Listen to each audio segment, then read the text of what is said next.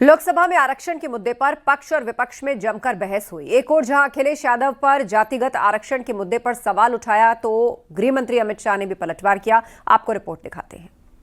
अभी ये सदन इस स्टेज पर है कि बिल को पुनर्स्थापित करना या न करना। लोकसभा में संविधान संशोधन और परिसीमन बिल पेश हो गया है। परिसीमन बिल को लेकर लोकसभा में वोटिंग हुई। बिल के समर्थन में 207 वोट पड़े, वहीं परिसीमन बिल के विरोध में 126 वोट पड़े। लोकसभा में महिला आरक्षण के मुद्दे पर पक्ष और विपक्ष में जमकर बहस हुई। एक तरफ जहां अखिलेश यादव ने जातिगत आरक्षण के मुद्दे पर सवाल उठाया, तो गृह मंत्री अमित शाह ने पलटवार किया। आपको जल्दीबाजी क्यों है महिला विधेयक? महिला विधेयक के पक्ष में हम, आप जनगणना क्यों नहीं कराना चाहते?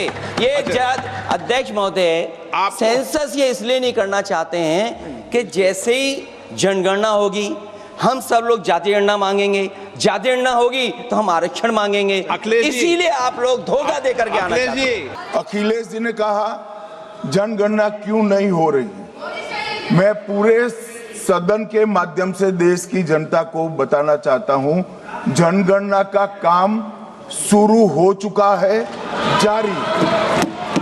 2, उन्होंने कहा कि हम जाति जनगणना का मांग करेंगे। मान्यवर, मैं आपके माध्यम से सदन को बताना चाहता हूं कि सरकार ने जाति की जनगणना करने का निर्णय ले चुकी है। समाजवादी पार्टी ने जहां मुस्लिम महिला आरक्षण का मुद्दा उठाया, वहीं गृह मंत्री ने भी पलटवार किया। इस बिल के अंदर जब तक पिछड़े वर्ग की महिलाएं, जब तक मुसलमान भाइयों की महिलाएं नहीं शामिल की जाएंगी, हम समाजवादी लोग इसका साथ नहीं देंगे। और एक बात और स्पष्ट करना चाहता हूं, समाजवादियों से बड़ा महिलाओं का हितैषी इस देश की कोई पार्टी नहीं है। मुस्लिम महिलाओं को आरक्षण की, मान्यवर, हमारा संविधान किसी भी प्रकार के धर्म के आधार पर आरक्षण की कतई मंजूरी नहीं देगा। और मैं फिर से संकल्प सरकार का बताता हूं कि धर्म के आधार पर मुस्लिमों को किसी भी प्रकार का आरक्षण गैर संवैधानिक है, इसका सवाल ही पैदा नहीं होता है।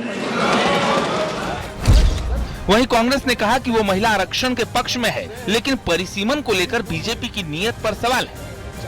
परिसीमन के नाम पर जो उसमें जहर का इंजेक्शन डाला गया है ना, और जानबूझकर टाइमिंग रखी गई है, जब 2 राज्यों के चुनाव जहां बीजेपी को कुछ लेना देना नहीं, बुरी तरह हार रही है, तो उस समय स्पेशल सेशन बुलाना भाजपा की नीति और नीयत दोनों पर सवाल या निशान लगा।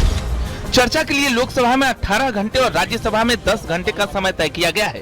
प्रस्तावित परिसीमन के बाद लोकसभा में सांसदों की संख्या बढ़कर 850 हो सकती है। Bureau report, news 18।